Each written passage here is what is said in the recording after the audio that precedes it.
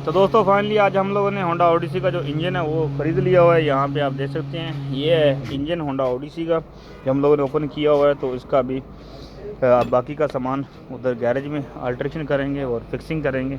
यहाँ पे आप देख सकते हैं माशाल्लाह बहुत ज़बरदस्त और बढ़िया बढ़िया किस्म के इंजन पड़े हुए हैं। तकरीबन हर किस्म के गाड़ी के इनके पास इंजन अवेलेबल है।